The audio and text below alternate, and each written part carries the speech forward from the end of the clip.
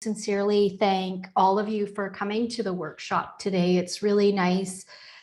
It would have been nice to be in person, but obviously it's a little bit unsafe right now with our next round of COVID. However, I think no matter how we run this workshop, whether it's virtually or in person, it's always informative. And each time we do it, I honestly learn so much myself and learn about how to continue to improve my own research journey.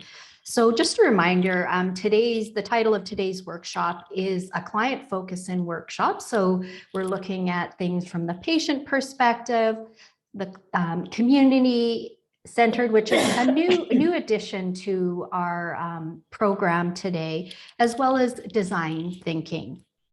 So I'm very, very pleased to have our five panelists here today to share their experience and really shed light on the incredible value of patients, the community, as well as our clients, and what they can actually bring to research, even beyond today and the research you're doing right now, but also into the future and maybe into your future careers, because I do think some of these concepts can be used in future careers. So to provide you with a little bit of an overview of what things are going to look like over the next 90 minutes, I'm going to briefly introduce our panelists, and then our panelists are going to just introduce themselves and really provide a brief overview of why they're involved in this research and why it's important to them. And then we're going to turn the floor to you as scholars to ask the questions, because I think that's where the richness of this conversation comes from, is your interest and learning about this process. So without further ado, I'd certainly like to first introduce Allison Kujaman. And she's actually our patient partner today. And I'm very excited for her to share her experiences and actually how it led her into her doctoral research. So it's been a bit of a journey for her. So looking forward to that. Followed by Dr. Olkey. Dr. Olkey was with us last year, and we're very pleased to bring her back. And she's an associate professor in the School of Nursing, and she's going to share her experiences on how she engages patients in her very own research. Then we will have Fahmi Barudan, and he's our community partner. And he's actually the executive director of Living Positive Resource Center, which is here in Kelowna. And I'm pleased that he's going to share his own experiences being a community partner. We will next have Lauren, Lauren. She's also a doctoral student in nursing, but she's also a registered nurse who works in mental health and substance abuse and is a campus health specialist at UBCO, here at UBCO. And then Dr. Marcolin, she's an associate professor in the Faculty of Management at UBCO, and she's going to share her perspective on design thinking and research. So we have this most amazing panel, I think, this year, and I'm just so excited to get this workshop going. So maybe without further ado, we'll just let Allison take the floor. Thank you, Natasha. And hi, everyone. And I have to just apologize. I've just recognized that one of my lights is out. So I'm just seeing I'm sitting here in the dark. It's a great pleasure to be here today and to be representing that patient voice, because let me tell you, it has been quite a journey to get here. So my kind of non-traditional trajectory to being a doctoral student, which is what I am at UBC right now, has really actually been through patient-oriented research and my journey with that. So just a bit of a brief history about me is I was a licensed practical nurse working in the health authority up until the point that I was injured as a result of a cancer misdiagnosis and an unnecessary surgery. And in that experience, I experienced a great degree of harm. and I wasn't able actually to return to that career. And that left me in a strange state for a lot of reasons. And one of them was, trying to make sense of the experience that I'd gone through, which was difficult physically in the sense that I had actually been quite injured, but was also difficult with respect to how that injury was dealt with.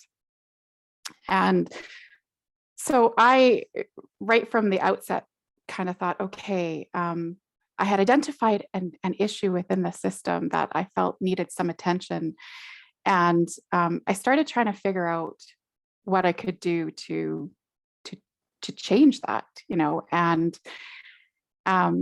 from talking to different patient groups to talking to politicians, what became really clear to me early on was that I needed to find evidence to support the kind of changes that I was hoping to see be made. And what wasn't there was that evidence that was required. And so this kind of started this journey of trying to find someone to create this evidence, which I recognized needed to be done by researchers. And truth be told, initially, I didn't have an intention of doing it myself, but recognizing early on that that was one of the options to me, was to go about trying to figure out how to do this on my own. So I began engaging with different groups, and I'm sure that some of you will know that Interior Health has a patient engagement and research committee. So I joined that probably about 4 years ago, I guess now. And it was great because it allowed me to interact with other people within the health authority who were doing research, and Dr. Olkey is one of them. And is now my supervisor of my PhD. So this is, just goes to show kind of the opportunities that sometimes present themselves, in unique ways and instances. But it's just been really interesting to enter into this space from and thinking about patient-oriented research in terms of, patients being able to identify the gap that sometimes we may not, know in the academy or as researchers, and to be able to start to formulate those teams and move work forward. So it's been a really enriching experience for me. It's also been a huge learning experience. But just with respect to patient-oriented research being really important to me personally, in the sense that it's been a means to help to facilitate transformation within the health system in a positive light. So that's kind of me in a nutshell, and I'm sure we'll have more opportunities to speak as we go. But yeah, stop there for now. Thank you so much, Allison. Your journey is actually very interesting, and I do find that even the journey that moving forward to help others through research is actually quite fascinating. So please, Dr. Olkey, you can share your slides and tell us a little bit about yourself and your journey. Sure.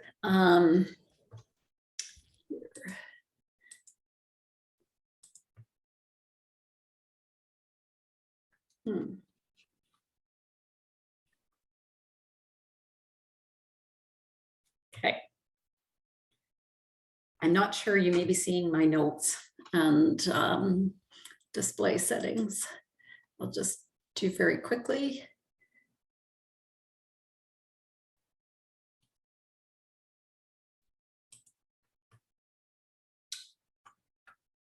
Now you see my, oh. Okay. Does that work? This will work too. Yeah, that's perfect. Okay, good.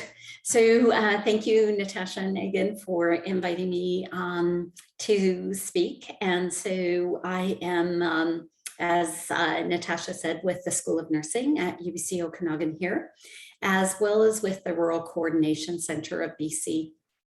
And Did the slides advance? Yes, good. Okay, so I was asked to share about, so what does patient-oriented research mean to me? And so to me, it means that we're directly working with patients and community members. And I often talk about community members because community members don't always see themselves as patients per se. They may not be directly getting care at the moment. And so a patient may not be the best, term. Although that is what is used by the Canadian Institutes of Research as the encompassing term for patients, caregivers, family members, and community members. So it's to involve them directly so that they can identify what research topics, as Allison said, and questions that will address their needs as opposed to the needs of healthcare providers, the health system, or my needs as a researcher. And so it's engaging them as full research team members and involving them in the continuum of research, right from the conception of thinking through the research process. So refining questions, working through methodology and approach. And this is really quite interesting because a lot of times patient partners don't have a lot of research experience. And so that can be a very interesting piece. Engaging in recruitment can be very, very beneficial with their networks, and then also involving, and we see that more and more in data collection and analysis, where we hire patient partners actually to be research assistants. And that is a whole new piece as well. And then interpretation of data, and not forgetting that they should be involved and have a key role in actually translating the knowledge that we find. So it's important because we can get some real change happening that is valuable to them. And I just want to also say that it's highly important that we have, alongside patient partners, policy and decision makers engaged in the research as well. So how did I get involved? Well, I've been doing in community-based research for years. In fact, most of my research is community-based and has always been community-based. For the last 7 years or so, I've been engaging patient partners on research teams. Before probably it was the formal thing that needed to be done, or that we were more formally involved with. I also spent a 3-year stint as the academic co-lead for the BC Support Unit Interior Centre, which is a patient-oriented research organization.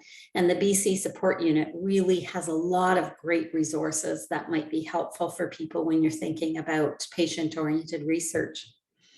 My very first time really engaging a patient partner or a community member as a research team member was when we were creating a research agenda for mental health services and supports in the South Okanagan. And one of the people that we interviewed and was involved in data collection, I saw some strengths, and I thought, gee, you know what, this person would be really important. So we brought them into the meeting to create this research agenda, and she's been involved in many of my projects since.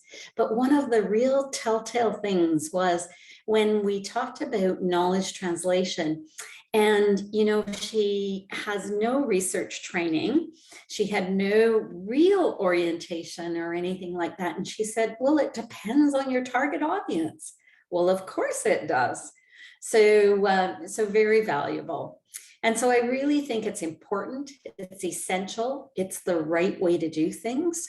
Co-production of knowledge and co-creating solutions is really key. And I use deliberative dialogues as an approach to do that alongside of my patient-oriented research. And then moving from engaging patients on the research team to actually having them engaged in leading research, which is a movement that is happening more and more. And I certainly see that with Allison's research.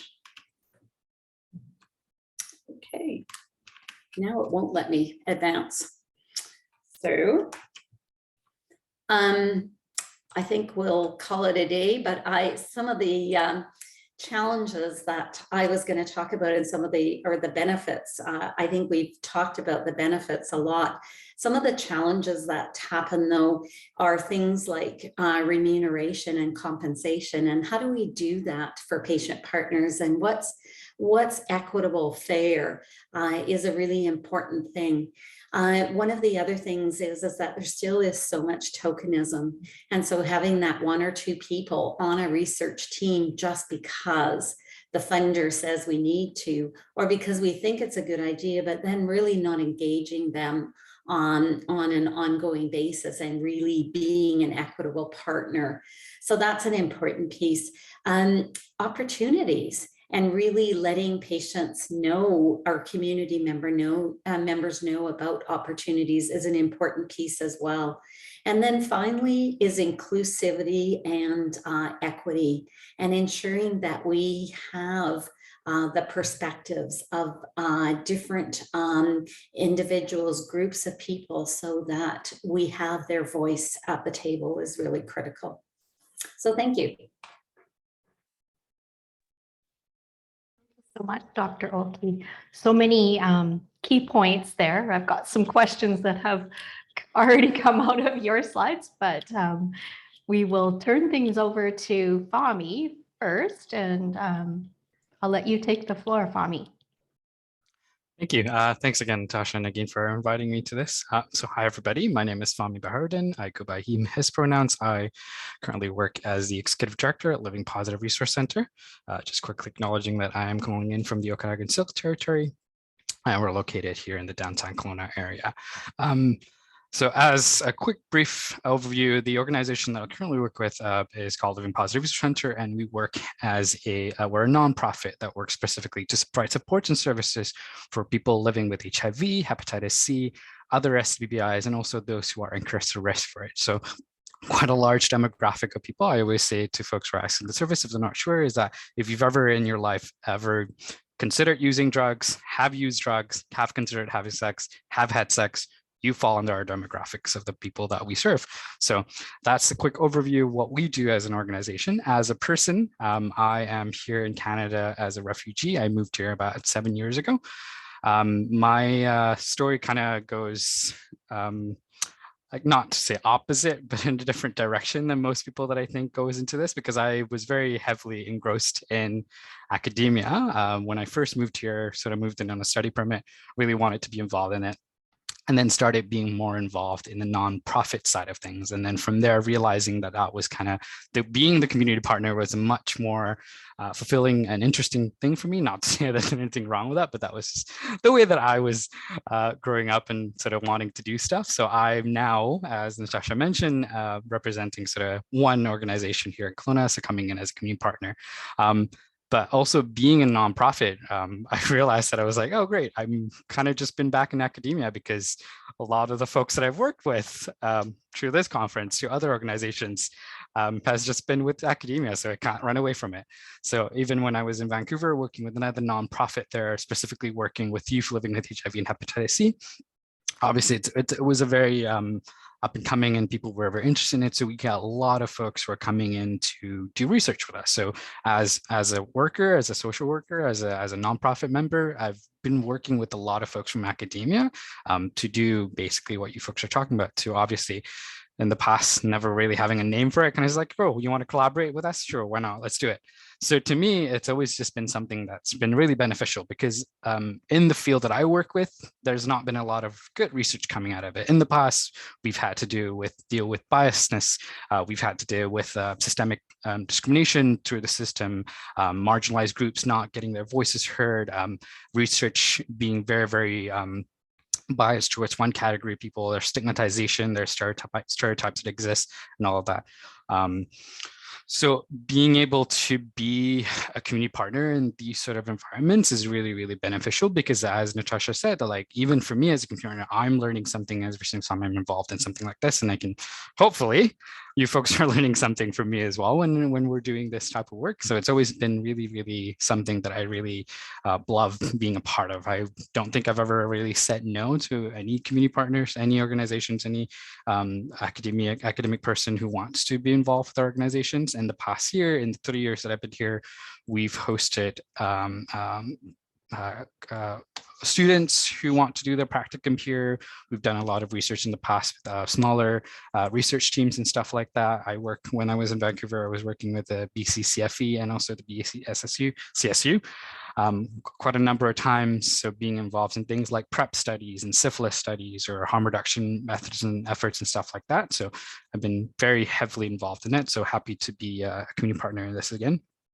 Obviously, and my experience to that coming in from that, but obviously learning from the folks on the other side of that has always been really helpful because we can see it happening a lot. Like I've been involved in this field now for 7-8 years, and I can see the things with it, the changing, the fact that researchers are coming to us now with inclusive languages, with much more better considerations. Like the fact that I've had to explain myself, explain the work that we do less to academia whenever they come to us with the research project has been great, because you can see that it sort of trickles out into community and people are learning, obviously, in academia, more and more of this stuff. So it's great to actually see those sort of minute little changes that's happening, and I'm excited to see what else can change in the future. I will stop it there because I think we can have more questions later. So thank you so much, Natasha, and thanks so much again for having me here. Thank you, Fahmi. I can't wait to hear some more of your story and discussion as the workshop continues on. So Lauren, if you want to introduce yourself and explain a little bit about your work. Thanks, Natasha. My name is Lauren Earth, and I use she, her pronouns. And like Fahmi, I'm also here today, live, work, play on the unceded Okanagan-Siletz territory, which I think is kind of in the bigger picture of all the things that we're talking about today. It's really important to acknowledge, I think, the history behind the work that we do, and the fact that patient-oriented research and community-based research, all those things, is so important for understanding the harms that have been done and how we can engage in truth and reconciliation moving forward. And there's a lack of representation in the research and in the literature as it stands right now because of how things have historically been done. So I think it's really exciting for me to see that there are students here who are engaged and wanting to do things in a way that's a bit different, I think, than how things have been done historically. And like Fahmi said, things have been shifting, which is nice to see. And I feel really lucky to be in a position where I can learn and grow as a researcher in this environment where there's realization kind of around that and a lot of opportunities. So I am a doctoral student in nursing as well at UBCO, and full disclosure, Nellie is also my supervisor. So I'm really lucky that I had Nellie as my supervisor for my master's as well, and that she's really the reason why I started to understand and see the importance of patient-oriented research and community-based research, seeing the value and importance in that. Yeah, it really goes back to Nellie, so I'm grateful for that. And I also work as a campus health specialist at UBC Okanagan, so I also we do a lot of health promotion work and community-based participatory action research there. So really partnering with different community members to understand like what are the concerns that are coming up for people around their health, and how can we support them in implementing interventions that they see as being effective. So that is, yeah, all those kind of background pieces, I guess, are what have helped to inform me where I'm at in my career with research, to see the value in that. And then currently I do a lot of work in harm reduction and specifically drug checking. So for anyone who's not familiar, just a quick explanation of that is basically that the increasing deaths that we're seeing related to the toxic drug supply are because there is no regulated safe supply that people can use. We're really, I think anyone who drinks coffee or enjoys wine or anything like that, we're very lucky to enjoy a substance that is regulated and does have information out there. So for folks who choose to use substances that aren't regulated, they don't have the same access to information. And so we're able to provide a service that uses a machine and some other technology tools to tell folks what is in their drugs so that they can use them in lower risk ways. And we kind of give them tools and resources to be able to do that. So it's a really cool position to be in. And that's how I got connected with FOMI, is when we first started providing these resources to the community, we were deciding where we should operate out of, what that would look like. So we started operating out of Living Positive Resource Center and have really quickly gained a lot of other community partners, and we've learned a lot from all of our community partners. But I think it's really emphasized for me the importance of research coming out of the populations that we work with, like what their needs are, versus coming in as an outsider or a researcher and saying, this is what we think you need and this is what we're interested in, which you see a lot if anyone is familiar with harm reduction or looking into sort of the history of harm reduction. It's been interesting to see that it's sort of, there's a long history behind the movement, but there's a statement that I think is really applicable to this group and this conversation today, which is, it kind of came out of the HIV/AIDS crisis that started to grow really in the 80s. And Fahmi reminded me of this earlier today, where it's that statement of nothing, I think it's nothing about us without us. And the idea that, you know, people with lived experience, people who are, you know, on the front lines every day, so to speak, they're the ones who have the real expertise in that. And so really having the ownership of that knowledge in their hands and just being someone to come alongside and facilitate what they need in their communities, I think is kind of how I've tried to shape my approach to things. And there's a lot of trial and error and you learn along the way, but I think the most important thing has really been being open to learning and being open to being wrong and being taught by these people who have the expertise and who understand what it's like to be in those communities. So really lucky to work with just, yeah, a lot of amazing community partners at this point. And yeah, I think just the importance of making sure research is about their needs, prioritizing their experiences, and making sure that things don't get co-opted by academia is something that I've also come to realize in the last year, especially. Again, like the concept of harm reduction is something that's really been implemented into a lot of different institutions, but I don't think it's been implemented in the right ways or with the prioritization of lived experience. It's sort of a fancy buzzword that people like to use. And so I think it's important to maintain that focus in research of what does it actually mean at the root of this? And are we dismantling the systems that are really contributing to the underlying problems? But I can kind of go on a rant about that stuff forever. So I'll kind of cap it there, but that's sort of an overview of where I'm at with my work and what that looks like. Thank you so much. You don't need to rant, because I think it's true. It's not a rant. It's just, you know, shedding light on where we need to go in the future. So I'm not going to call it a rant. I'm going to call it a positive, and hopefully we can begin making changes now. So next we'll just have Dr. Marcolin share just a different perspective a little bit, but in another, nonetheless, very important perspective on design thinking research. Thank you.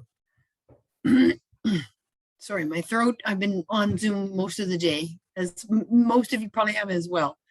I got involved in design thinking when I started doing business and technology. And the computing science asked me to build a financial comptroller, a dashboard for all of the reports he would do. And it was like, how do I design that? Right. And so you go back to all your formulas that you learn in the class. And I went and I worked for several months as a student, as you guys are talking about that. And I went to deliver this wonderful, you know, dashboard and program that I had built. And he looks at me and he says, but that's not what I need. And it was like, oh, I hadn't asked him the details of his user experience. And that changed my life. It was like, oh, I really have to focus on people and end users. So I went seeking out of computer science and into information systems, which is within business schools and social sciences. And and looking at the human-centered design and design thinking. And it's really emerged, I think, to a great way now where you have to keep the people. I think to Natasha's question that she posed to us, keep the people at the center of what you do and who you are. So I always did, once I looked at that, I thought, okay, I have to always go in and understand the details of whoever we're buying this for or implementing it for. And it's not easy though. It is complex. It's very different. It changes constantly. You get a different mix of people, and all of a sudden your new problem is solution and research directions and better design patterns changes. So, but what I learned and became very enamored with is there are better patterns in the research. And so you start to say, oh, I have to look for these patterns. And so I was reading the questions that you guys had posed, and design thinking and human-centered design is about trying to find the patterns that apply in the context. And because I always focus on the people in the end of the system that they're going to have to live with these things. And I'm never surprised that, some of these frameworks don't get implemented properly because we don't really do a complete or thorough job of all of the complex processes that will be important as these systems go in place, but they become the reality for many in their organizations. So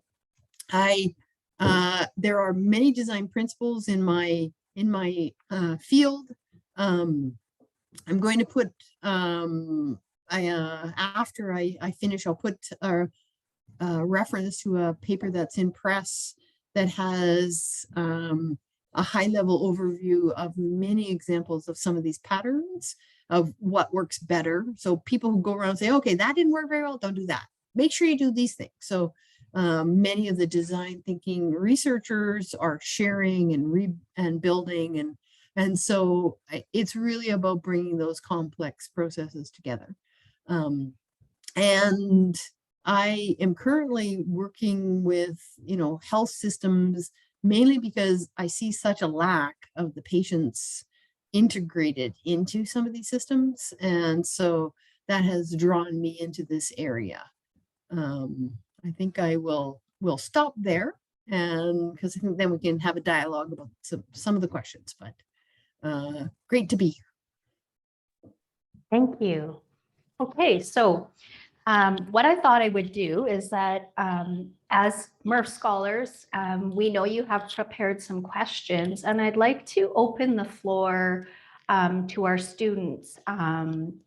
Maybe some of the introductions have brought up a different question than what you submitted, but I'm going to ask one of our MURPH scholars to please ask a question.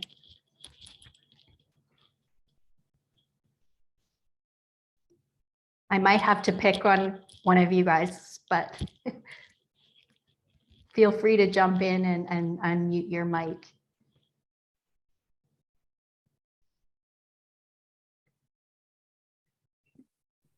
Hi, I have a question.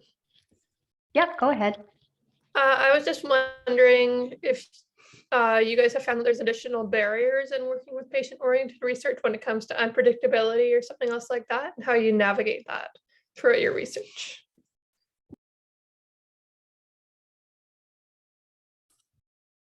I'll jump in there. Because of the complexity of what's in there, there are new barriers in many spots along those user experiences, probably places that technologies and systems haven't been used before. And so the way that an organization has to gather data and share it and make sure that the right decisions are being made just becomes so much more complex. So for instance, was looking at the design of a goal setting process, but all of a sudden you had to integrate 7 people's different goals, right? So that's the complexity we're talking about, right? So yeah, it's difficult, but if you get in there and really do some of the iterating and prototyping and the design thinking process, which is sketch it out, do it, mock it up, and then show people and let them have you tell you which pathway is going to help them. That process will get you there so much faster. And many of the barriers, you miss them because you got the right pathway. So I will provide that.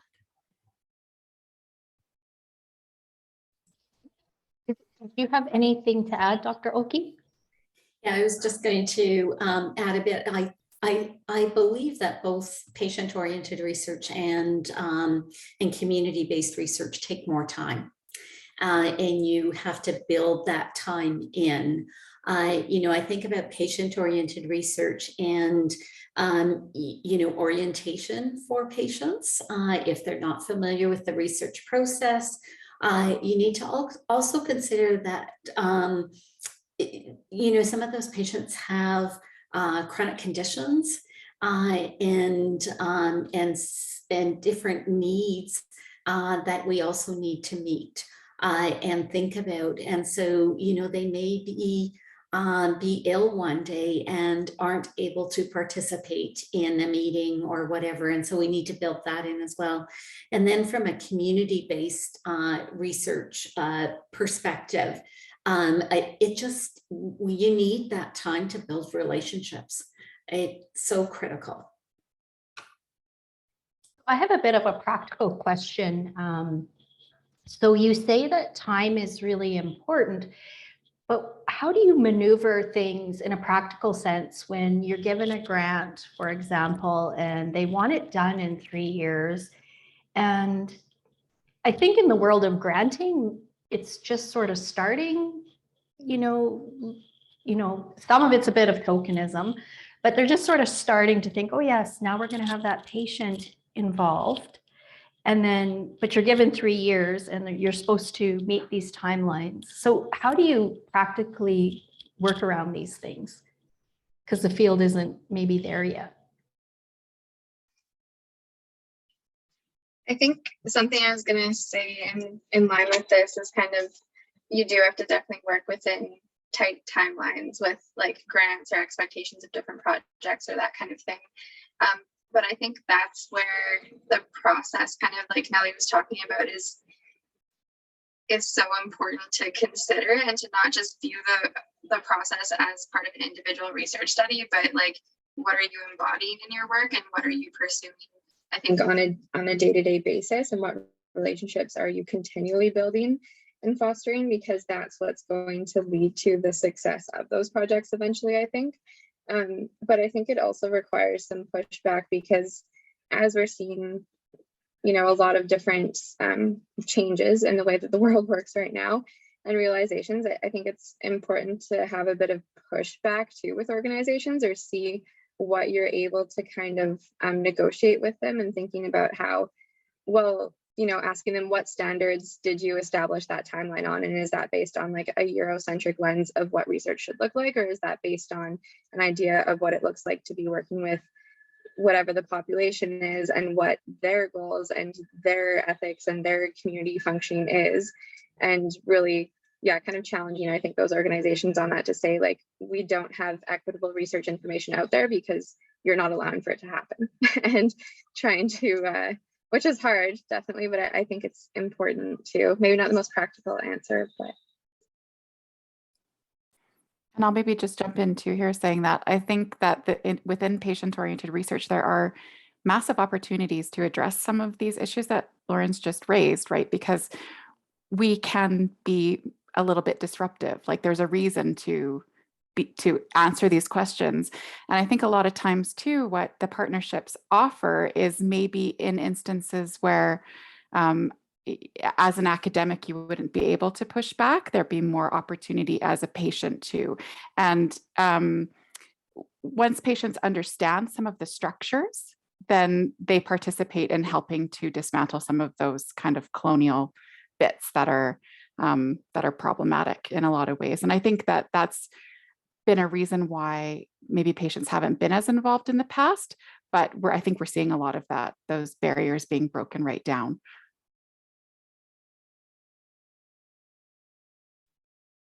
Thank you.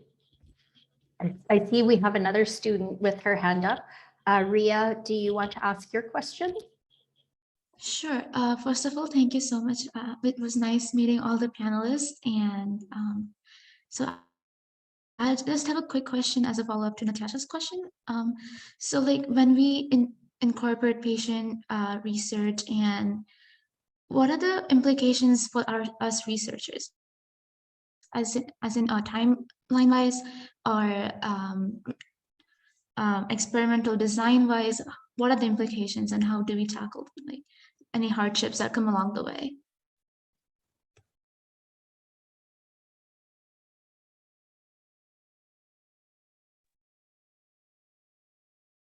Does anyone want to tackle this one?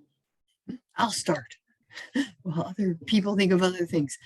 I think you always have to think about the good that you're doing and focus on that and make sure that you get to that outcome at the end, right? So, and I was going to say with that, it's taking more time with patient-oriented research, you really have to cut the scope of what you do. And I find, right, it's like, oh, you really have to think about, okay, all of those time constraints, what can I really do with them? And what can I do within this 3-year grant?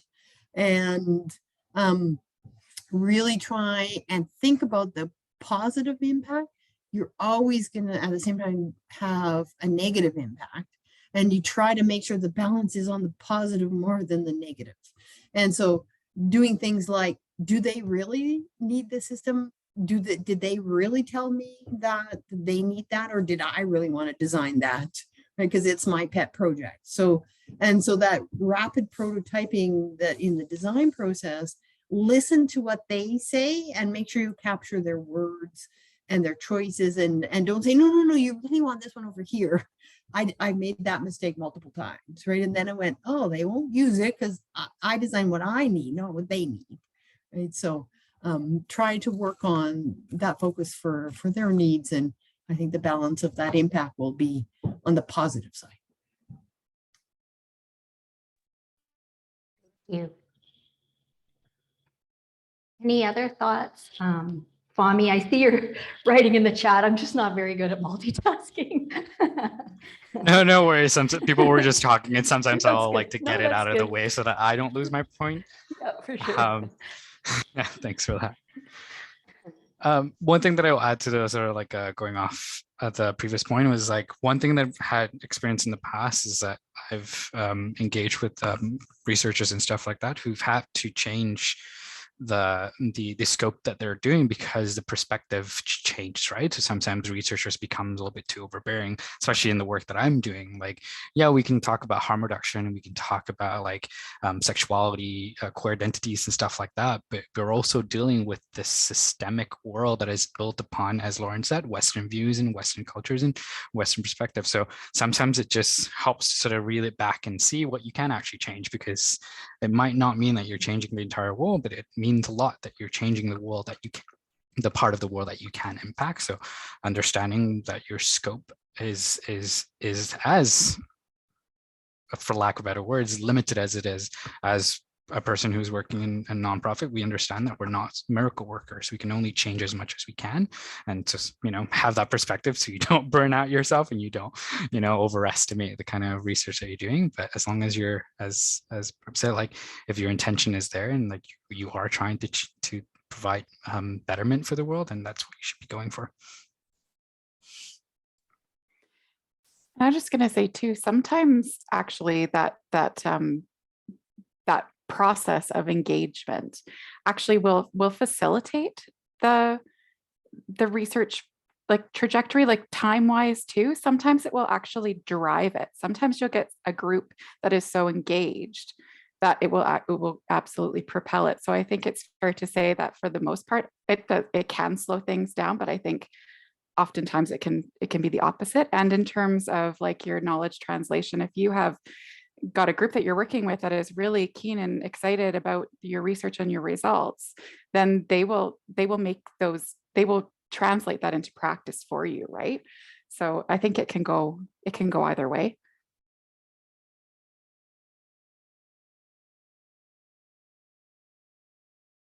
Wonderful. Do any of our other panelists have anything else to add?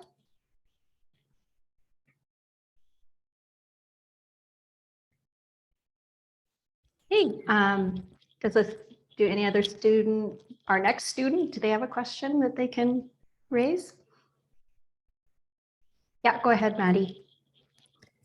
Hi, everyone. So my question today is, what are some of the benefits of patient-oriented research that you may have personally encountered in your research, whether those are benefits on the individual or within the community, in comparison to research that you have been involved in that doesn't have patient engagement?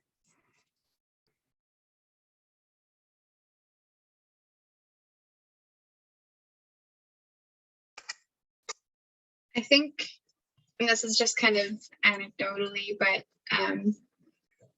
and this is figure out how to word this just right, but from working in the healthcare system for so long, there is a lot of research or informal research even that happens where initiatives are implemented without any patient engagement or community engagement or anything like that. And having worked as a nurse in that system for, I guess, around 8 years now, the system fails in many, many ways. And I don't think that that's a coincidence. I think that the reason we see the system failing in the way that it is because we haven't engaged the people who matter the most, the people who are most impacted by that. And yeah, so I think just looking at the healthcare system is a perfect example of research that hasn't always been done, you know, in these community partnered or patient-oriented ways. And that is a big sweeping statement. I will say there is work that is done within the healthcare system that is good,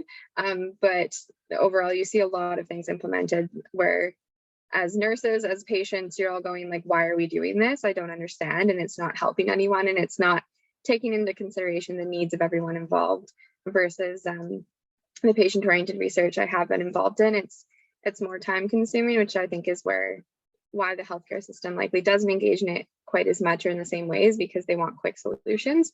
But the impacts that those have on the community, it helps the community even see the value in it and see the long-term benefits of that kind of unfolding through ongoing relationships, or seeing people in that community take responsibility for whatever topic is brought up through that research, is really cool to see like how they engage with that. So I don't know if that kind of answers it a little bit, but. Yes, and I think this is like, Lauren, like this is the example where, yes, we're talking about research today, but what we're talking about today has far-reaching effects. It may not even, it relates to our healthcare, but even other organizations, and perhaps just working from the top down, and we need to learn to engage others. Do any of our other panelists have any comments? I can provide some, again, anecdotal experiences that I've had in the past. Got a number of stuff that's just sort of like little changes here and there. And I'm sort of speaking both on PR and like community engage, because so interesting, like when I first started doing work here, there was a researcher through the BCCDC who does a harm reduction study, and engagement for that was really low. And we were like kind of just like wondering why it was so low, because people were, you know, in the community, you would think something like that would be beneficial, but it wasn't resonating with anybody who was in the community. But then we actually sat down with folks who weren't really interested in the research aspect itself, but had time to just sort of like look things over and sort of see why they weren't really interested in sort of like just having casual conversations. And part of it was just sort of like, oh, because some of the questions were just too intimidating for them to answer. It was a little bit too personal for them to engage with. So it outed them from certain categories. So it became an uncomfortable situation for them and didn't feel comfortable being part of that research. And the other part was a smaller one that I didn't expect, because again, I was talking to you about privileges earlier. The previous component of the study required a urine sample, and most folks who were engaged in that study, because of their association with drugs and samplings and medical histories, felt uncomfortable providing a urine sample, and it was a part of the requirement for that study. And the minute so we brought that back to the researchers, and I was like, that's a good point. So next year when they did it again, they removed the urine sample, and we got 100% more participation in that research than we did before. And just because of that one simple aspect, like, yes, it's beneficial for you to have this, but sometimes it might stop you from actually recruiting data because of this particular barrier, right? So providing alternatives and options like that would definitely be beneficial. Like other real life examples that I've had in the past that actually has shaped the way that folks access certain stuff is when I was doing part of the work that I was involved with in Vancouver of allowing folks to access pre-exposure prophylaxis PrEP for community members. And we noticed that uptake wasn't as great as we wanted to. And so we started talking to the community, we started like getting into urgent research and stuff like that. And one of the barriers that existed from that conversation was just because the initial uptake required for folks to come back within 30 days of the initial tests that they were doing, initial sampling that they were doing, and that wasn't enough time for people to actually access that. So they decided to add 2 more weeks on that, so allowing up to 44 weeks for them to then follow up on that. And then right after that, we saw an increase of uptakes of people engaging in that research, engaging in those services. So little changes like that, again, sort of going back to my previous point of like understanding the privileges that you hold that you might take for granted really helps in shaping how you're actually engaging with community, because we don't know what we don't know, right? So once we start having those conversations and understanding what are actual barriers for some people that we don't even consider, will help you perform better research. Thank you. Go ahead, I Barb. jump in here as well. I think there's lots of the complexity out there that we've been talking about, and all of these things could be problematic. What I also see is not only are you studying things that aren't interested to the people, but when you get the solutions, you don't always make sure that they know how to use the features or reports that you've designed for them. I don't know how many times I went into hospitals in Alberta and someone said, I can't figure out this part of a system.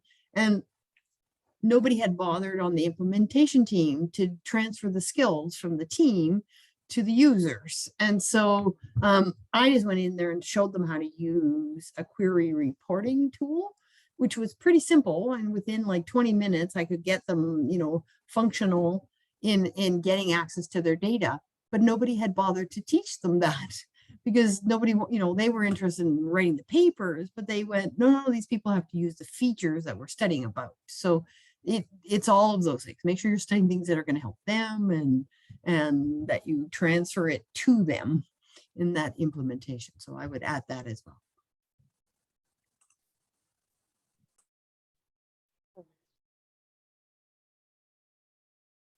From Dr. Oki or Allison? I'll just share something that we did in a project that we're just finishing off right now on primary healthcare teams. And so we were doing patient interviews, particularly around their experiences with primary healthcare teams, but also how were they engaged in the policy process? So right from policy development to implementation and evaluation. And so what we had 2 patient partners on our team, and we had developed a draft interview guide, but we had them work on actually developing that a bit more, and then pilot testing that with doing a few interviews to see how the guide worked and what additional pieces we needed to add. And so that was a really beneficial component of the research. We learned a lot just about process, but also learned a lot about what might be best approaches. And one of we've done a huge amount of work now in trying to gather more data around this piece around policy. And so often organizations will engage people in strategy development, policy in planning and in developing that, but there isn't the follow through a whole process of policy that really what is it about implementation that works or not, like Barb, you said, and how do we evaluate that policy and actually determine that it was appropriate or not, and patients are not engaged in those processes.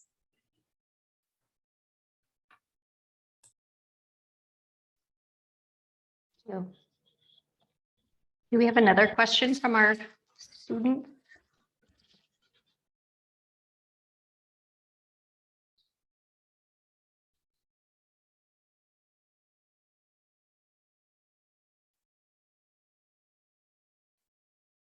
I'm gonna maybe call out a name. Paige, do you have your Paige Reiki? I shared at the beginning, but I can ask another question. Oh, sorry. It's What okay. about Paige? Let's see who else is. Ella, are you still, some students had to run to class. Vanessa? We have Dylan. Dylan had good questions too. I remember in the pre-questions. I think he just hopped off. Thank We you, have Megan. Andrea. Go ahead. Perfect. Oh, sorry. Yeah, I could absolutely ask my question. I actually had two more questions that I also thought of as I heard some of the incredible questions asked by some of the other MURPH scholars. But I'll go ahead and start with my my first question that I posed. So I found not only the readings fascinating, but I've sincerely enjoyed everything that we've spoken to so far. My question's a little bit wordy, as most things I do, but it kind of had to do with just my personal frustration that arose when I was reading it, just because I was, all of this with all of what we've been talking about, including lived experiences, seems as though it's so intuitive that it ought to be included, that it contributes to a better program and to a better system overall. And yet, the fact of the matter is that we still have to take efforts to research these and to actually employ them. There's some sort of boundary that exists. There's some sort of barrier that exists that inhibits us from pursuing it just outright. It's that systemic issue. So my question was along that lines of resistance. I asked whether there was resistance to the involvement of individuals with lived experiences within projects of healthcare research, and if so, briefly, I'm sure why. I'm sure it's a sincerely complicated question, which I've only begun to explore myself as well. And then why does the practice of healthcare research dissociate the patient as a human being from the progress of the particular project? And at what point had the two been divorced from one another? And then my last question, and I know it's a lot, I'm sorry about that, and I can absolutely repeat them. But finally, what is your favorite best practice in ensuring that this particular relational worldview may be adopted and promulgated within all domains of scientific research? So how is it that we can continue this, and how is it that we can extend this same sort of inclusion of lived experiences in other areas of science?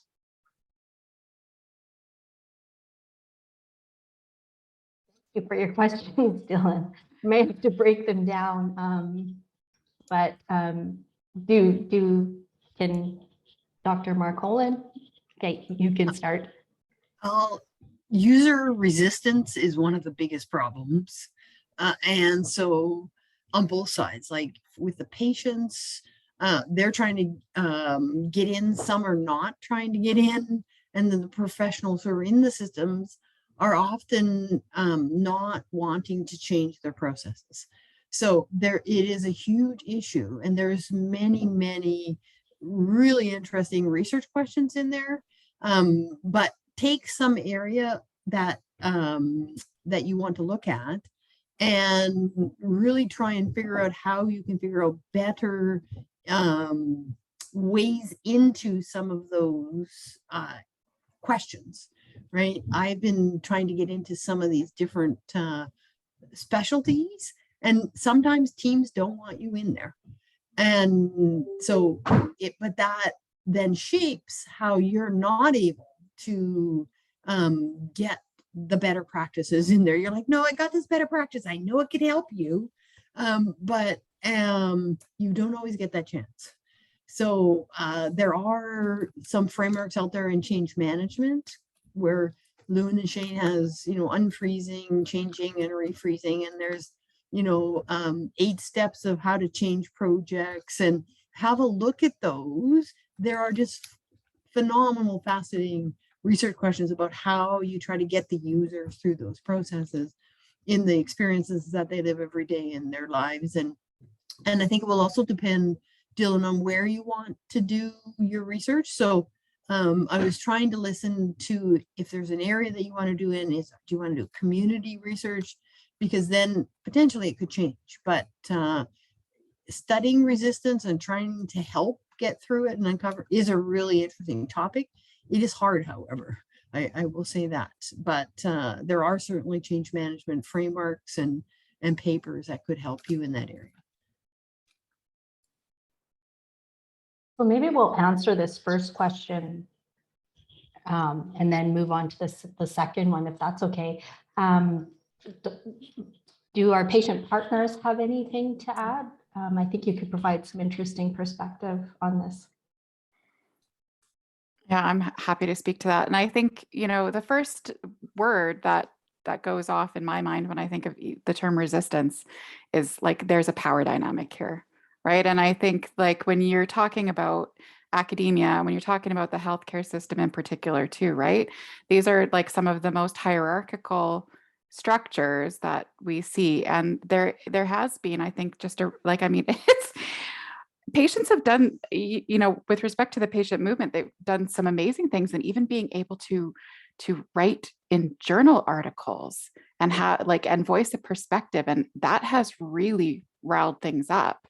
But I think, yeah, this is again an exercise of interrogating where those power structures are, and how do we share that power, and who's willing to, and by what mechanisms are available to us to do that. So yeah.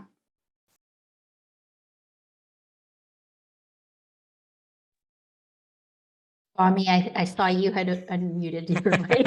You have something to say. Yeah, I mean, I think it's just I don't want to hark on about like privileges and like systemic issues and stuff like that, but sort of an expansion of Allison's point is sometimes the reality is just like the bigger picture is there that's going to stop you, because in the past, it's like when we've had folks, when we try to engage with folks, and the lived experience that I'm referring to is folks who are experiencing homelessness, who are experiencing substance use, living with HIV and all that stuff. And the reality is that some of these stuff comes with the resistance, because one is that are in a world where it makes it seem like nothing's going to change for them. Nothing is going to be better for them, even though I know, and as a group we're trying, but it's hard for us to convince them otherwise, in that sense, when the reality of the world is so much against that. Right. So there's definitely resistance in that. And I think a lot of it is, again, to understand the fact that like a lot of these folks just don't have the mental or like physical capacity to actually be involved in things like this. Because while we're able to sit in the room and talk to somebody for about an hour, that's not necessarily the case for somebody else. So the amount of effort that we can put is not necessarily the amount of effort that like the individuals or the community partners are able to engage in that situation. Yeah, in the past, and like, but the alternative for that is always providing better ways for us to meet the people where they are, right? I've had folks in the past that I've worked with who actually go to shelters and go to supportive housing to actually meet the clients there, meet the partners, individuals there, rather than expecting them to come to a place. I did a research in UBC one back in Vancouver, and we were experiencing a bit of a pushback because we couldn't get anybody to come in the university that required a bus ticket for folks to access there. And a bus ticket can sometimes be a detrimental barrier for some folks. So actually setting yourself in a situation where folks are able to come as low barrier and accessible as possible would probably be something that I would recommend, because, you know, those kind of things we don't necessarily think of barriers exist. Again, I'm repeating myself, but we'll see what happens next. Thank you. And there's some wonderful comments in the chat. So if you're following that, please follow the chat as well. We can all multitask a little bit. Anything you want to add, Lauren, to this question?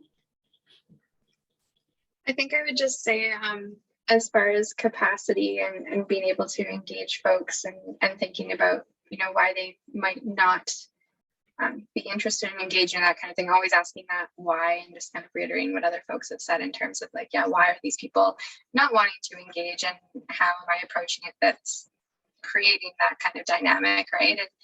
And I think a really important thing in research is compensating people equitably, right? Like thinking about, okay, do they have the ability to get to where these interviews are happening? Are those interviews happening in a place that's comfortable for them? Are we providing them with refreshments while they're there? And are we paying them for their time? Because, you know, in research, the people that we're working with they're the experts, right? And we expect, if I'm being asked to do something that's outside of my normal job and normal things, it's like, well, normally, you get compensated as an expert. And these are folks who've spent however many years really learning a skill or understanding a certain lifestyle or whatever it is that you're trying to study. And so they should also be compensated as an expert in that and figuring out what that looks like for folks. So that brings me to my question too. How do you figure that out? I'm sure there's like, is there like a standard or just more of a practical question? Yeah, I think different areas of research probably have different standards that have been set. At the same time, I think it's a relatively new thing that's being understood by researchers. And so again, kind of falling into that place of like, okay, here's the standard that's been set, but do we need to also push that limit and say that actually people should be paid this much? And even looking at our current economy and taking that into consideration, I do know that for any research that's involving First Nations, Indigenous, Métis, like Inuit people, any of that, there are recommendations out there through the Truth and Reconciliation Commission and OCAP and other things that say exactly how people should be compensated in terms of when you're working with elders or community members in that sense. So there are definitely guidelines out there for that. And then I think Nellie would probably be able to speak to this more in terms of the BC support unit and recommendations and resources through there along these lines. But I know peer work and harm reduction, there's a lot of different articles and resources that kind of fall around the same kind of wages, but there are guidelines, Natasha, and everyone on the BC support unit with regards to compensation. I think they are probably on the lower side. And I think it's also really important to think about what kind of compensation people want. And so, for one person, they want to be compensated and they would like cash, right? Another person would like a gift card, or the other option are, some people simply say, you know what, I don't need the dollars or the compensation. I would like to donate that money to someone else or to an organization. And so I think being flexible in how you provide that compensation is really important too.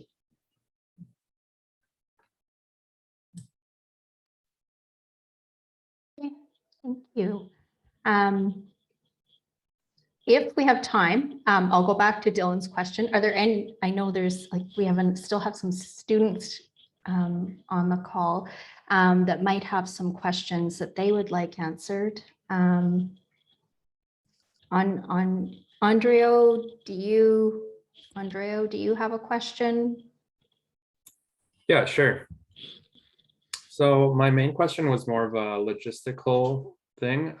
So far it sounds like we've talked about a lot of studies that have kind of started as research projects, and then the researchers have wanted to include the public into the study after the project has already started.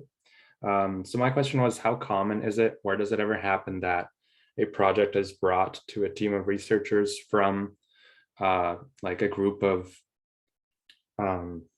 clients or patients, and then someone has to find a research team to address that?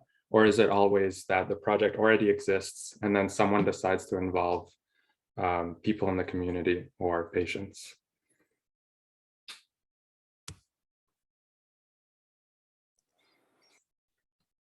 Go ahead, Allison. All eyes on me. Yeah, so I haven't heard about this happening a lot, but that this has been the trajectory that I've journeyed through. So and maybe it would be helpful just to maybe just quickly give an overview of kind of what we're doing, just to kind of give an example. But it was really, so Dr. Olke and I are working on quite a project now that has culminated out of an experience that I had, back in 2012, recognizing a gap in the system. And then, I spent a lot of time finding, okay, so let me back up here. So with respect to my personal experience, it was really about the way the healthcare system responds to harm. And it's so kind of serendipitous how a lot of the stuff that's coming out of this In Plain Sight report has coalesced at a similar time. So there was a large group of us, actually patients, who kind of got together, because initially I thought, is this an isolated experience, right? Like, is this, standard operating procedure? And I found a large group of patients who had all had very similar experiences. And, we came together and talked about what we might be able to do to change that, identified some best practices, and ultimately the research that Dr. Olke and I are working on right now has come from those experiences, from those patient groups. And so I would absolutely say it can go either way. I think it's maybe less common, but I think we're starting to see more of it. And I think, as different groups kind of become aware of the opportunities and the potentials to do this, and as we start to forge pathways, because I have to tell you, for me, I felt like I was banging my head against every brick wall, and I just kept knocking. And when a door opened, I'd walk through it, and then I would find 5 that wouldn't, and then it would be, the same thing over and over again. But so it is quite a process. It's certainly not for the faint of heart, but it can be done, and it does happen. And I think, as far as if you are in the research world, and a group of patient comes to you and says, we've got this idea, you can, I would jump on it, because I think that the energy that is harnessed in a group like that is absolutely amazing, and your work will go somewhere because of that. You'll have the drivers to, and oftentimes they've done all the research. I think about some of the work that we're engaged in right now, and it's just when we're looking for an answer, all we have to do is go to the group, and it's there, and the network is there. So I think there's just opportunity to tap into that. I think one of the biggest things that we can do is to listen. And if we are, if we're hearing what's happening around us, those opportunities will just kind of reveal themselves. At least that's been my experience. Well, combined with all of the smashing my head against brick walls, but it can be done, and hopefully it's getting easier to do. Do you have anything to Thank add, you. Fami? Yeah, sure. I've had my experience, I think, is slightly different, because I think being involved in community engagements and working with researchers in the past, we've had actually a good mix of those. We've had in the past of specifically researchers, when I was working in Vancouver at a nonprofit there, they've engaged with us directly and hey, because they know us as an organization that works with youth who are living with HIV and stuff like that. So they came with very specific proposals and see if that we could be find participants for them. But then on the opposite end of that, in my experiences since I've been here in Vancouver and Kelowna, I've had and I think in the past 2 years, I mostly work with folks from the UBC of social work. We've had a couple of roundtable discussions where basically me and 1 or 2 other staff members here basically sit with a bunch of social work students who, one, understanding what their scope are, what they want to study, and what we provide as an organization. And then from there, the conversation of what is actually missing in the community, what are some of the research that can benefit from stuff like this. So it's gone both ways for me personally. And we've also just helped certain folks who kind of have an idea of what they want to do, but then sort of just fine tune it by having engagement with community members and like individuals and stuff like that. So in my experiences, it's also because I think my involvement with more specific, more stigmatized, more taboo subjects, like working with queer men and stuff like that. When I was in Vancouver with the community-based research center for gay men, a lot of the research that came out of that came from very specific group needs of like, how do gay men, why are gay men not accessing STI testing services? What are some of the specific like behavioral methods that don't work for gay men because we've sort of had this heteronormative view and stuff like that. So those actually came from very specific group conversations that then sort of flourished because there was a need to understand those things better, because they a better prevention intervention method needed to be implemented. So in my experiences, that sort of gone both ways. So I don't necessarily, like in my experience, that's definitely happened. It's definitely not something that's rare for me because I've seen it happen quite a bit in my like 8 years of experience. So yeah, that's been my sort of anecdotal evidence for that. Thank you. Yeah, that's very interesting to hear the different perspectives. Dr. Marcolin. In order, like, I was frustrated with the publisher parish mentality that I was seeing in academia, and I went out into industry, and I was a research director for 8 years. And so I went to the other side of that research in industry and ran projects. It's actually quite a big set of projects and corporate research and corporate wellness. There's huge amounts that spent on that. So if you go and look at, it's phenomenal what is happening, but they don't always necessarily address societal issues, as Femi is saying. So those people that fall through the cracks, they say, no, I want all the people who pay lots. And it's like, but we want to do everybody 100%. So I was doing health systems. It's like, no, you don't get to pick. You're going to do it the whole population. And it was really hard. We succeeded, but it was really hard to do some of those more difficult issues.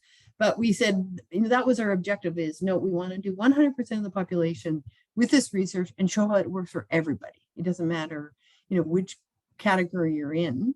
And then I wrote a paper on how the academic industry research works and the kind of exchanges that has to happen so that researcher does it, but it has to be handed to the research industry people who are going to do it. And I got very frustrated with academics because they were publishing in my field too many journals, but wasn't changing a lot. And so this partnership just wasn't happening. So I think today, these sorts of networks of patient-oriented research, many of us are saying, no, we have to bring in the patients and focus on them and give them privileged voices in here because they've been omitted in many of these research networks before. And there are groups of people trying to address that.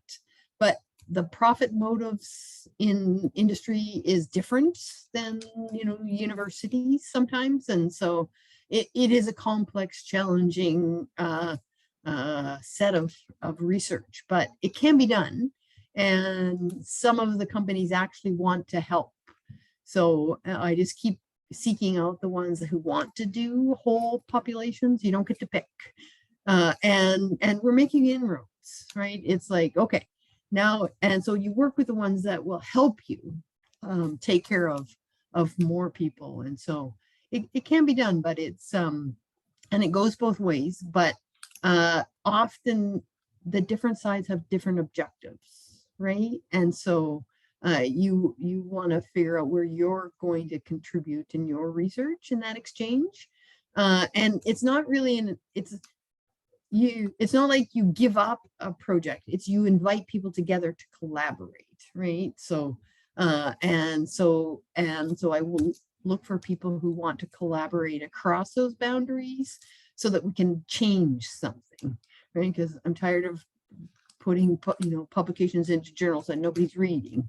And so it's like, okay, let's go and change something and focus on that one change and just try and work towards that. So that's my part for the back and forth researchers to practice. You. So I am cognizant of the time. So what I would like to kind of do now is just give each of the panelists a couple minutes for some closing thoughts and maybe like what you would like the students to take away from today's session. So Dr. Marcolin, you're unmuted. So do you want to start? Or sorry, I guess I was unmuted. That's fine. I'll start. What I take away is that people are trying to understand their pathway that they want to spend through their research that they're trying to do. So I hope that they've gained a little bit of insight about some of the complexities and filled in some gaps of knowledge and approaches and in terms of how you can address some of the questions that you want to explore. So that's my part.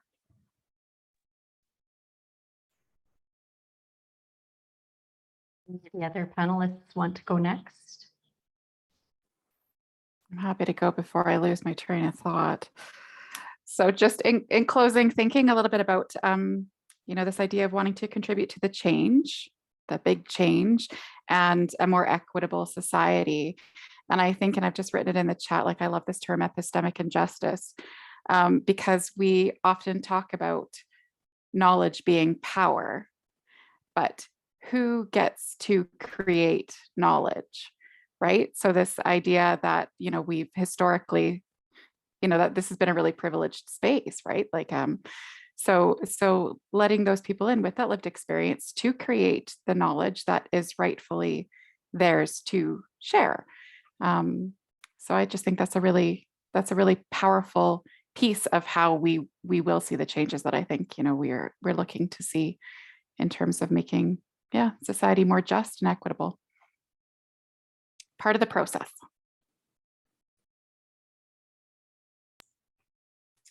I can go next. I think just to think about in the future, in both your research and your work, how you might consider engaging patients, community partners, those with lived experience in the research or in the work. And I think to advocate for that. I think that's probably one of the most important things that any of us could do, is to advocate for that important piece of engagement that doesn't always happen.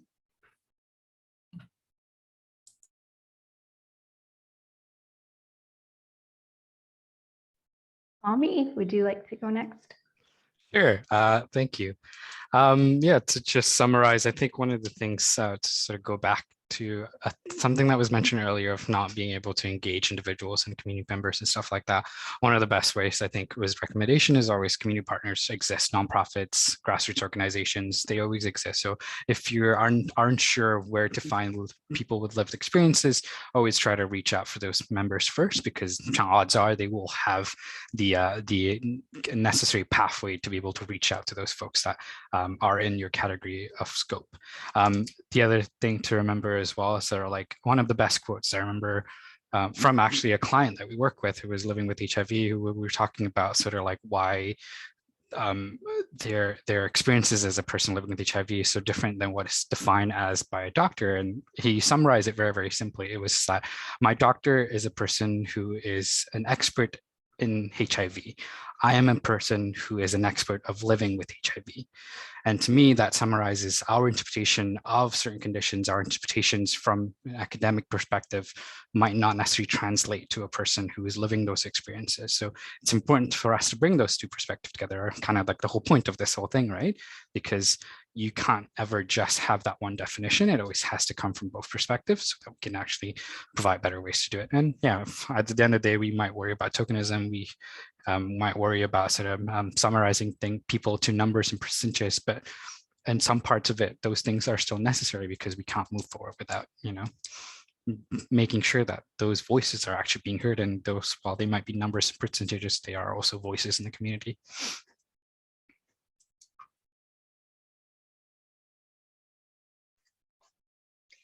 Yeah, I think everyone's summarized some really important points really nicely. I think takeaway from today or things that I feel are important is when you're engaging in research to really lean into that reflexivity piece and understand what biases you are bringing to the table and how that's going to influence the way that you are approaching your research and how you're interpreting the results and what that looks like, and really trying to open yourself to understanding new perspectives and taking opportunities to engage in ways to build relationship, like I was saying, on that day-to-day basis. And that can look like, you know, attending workshops on intersectionality and what does that look like, or decolonizing research, or getting involved with just volunteering in the spaces where you're interested, right? And building those relationships, and things tend to happen organically from there. And that helps make your work more reciprocal as well, right? We're not just people coming in and taking away from the populations that we care about and are interested in, but what are you also giving back, and how are you